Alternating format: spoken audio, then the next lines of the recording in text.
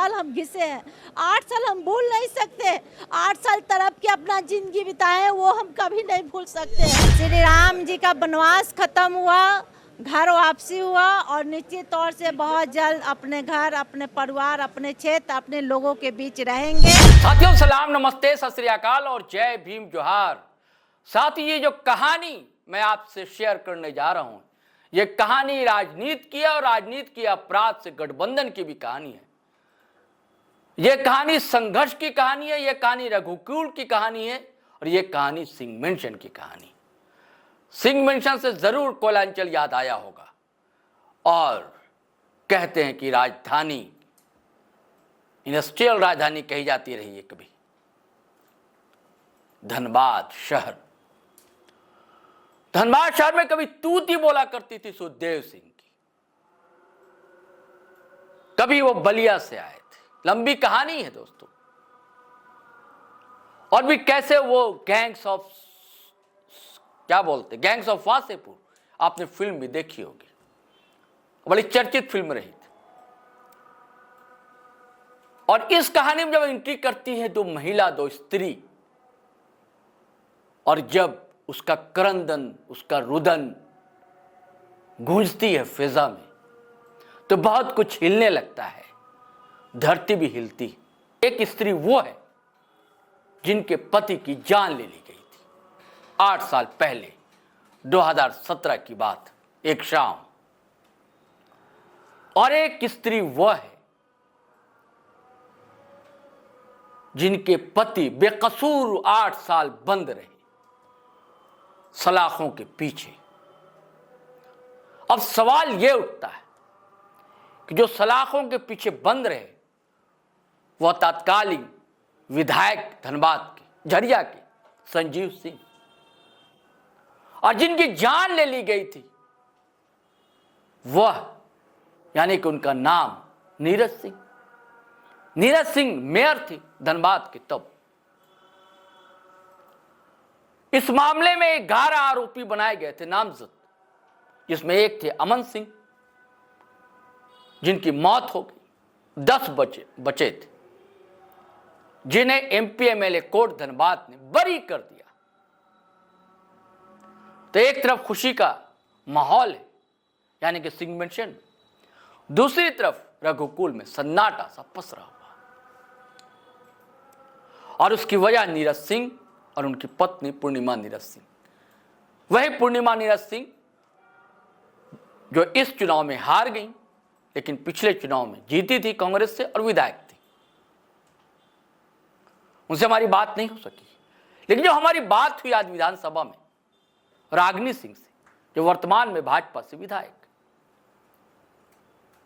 तो जब एक स्त्री का दर्द कंठ तक पहुंचता है दोस्तों, तो आंखों से मानो वर्षा होना तय है। 8 साल कैसे गुजारे इन दोनों ने, यह दोनों ही बता सकते हैं, यानी संजीव सिंह और रागिनी सिंह। आखिर कौन लौटाएगा उनके 8 साल रागिनी सिंह के? सवाल वाजिब है। सवाल फिर पूर्णिमा नीरज सिंह का भी खड़ा होता है कि आखिर किसने ली जान नीरज सिंह की, कौन बताएगा? हम ये नहीं कहते हैं कि ये मुजरिम है। कौन मुजरिम है? ये तो बरी हो गए जिन पर आरोप था, जो नामजद अभियुक्त थे। लेकिन अगर इन्हें अभियुक्त बनाया गया तो कोई साक्ष्य क्यों नहीं प्रस्तुत किया गया?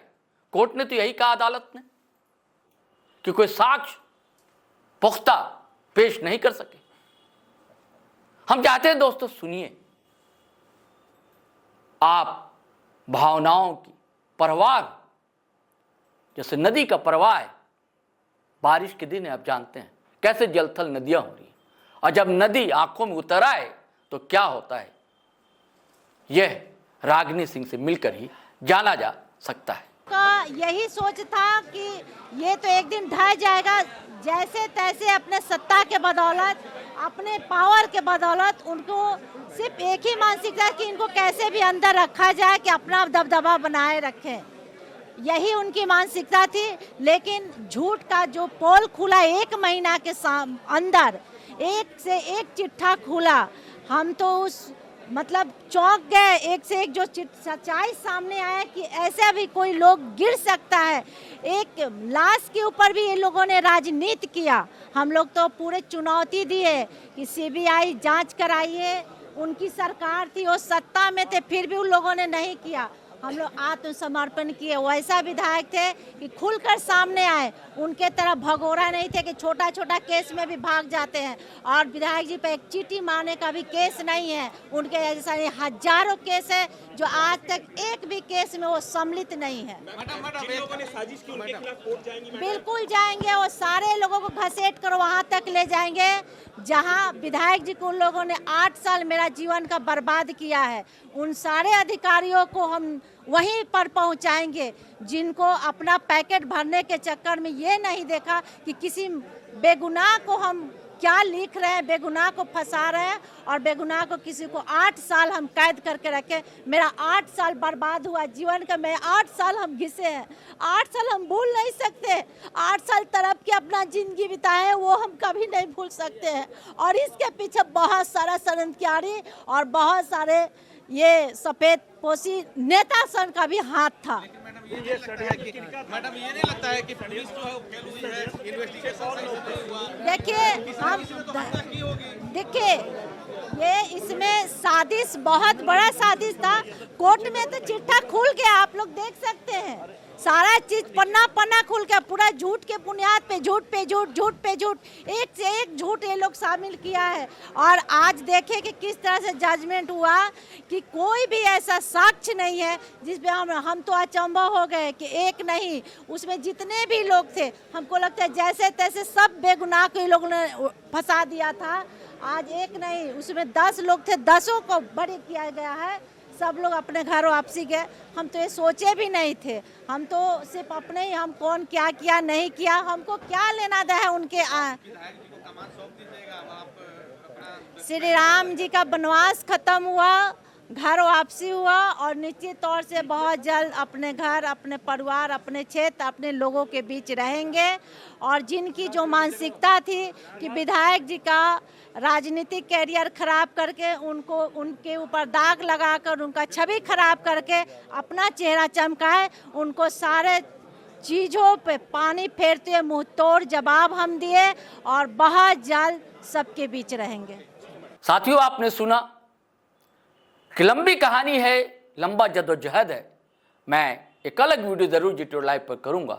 सिंह मेंशन और रघुकुल दोनों भाई थे, अलग हुए, कभी सिंह मेंशन ही सब कुछ था, अलग हुए तो रघुकुल बना।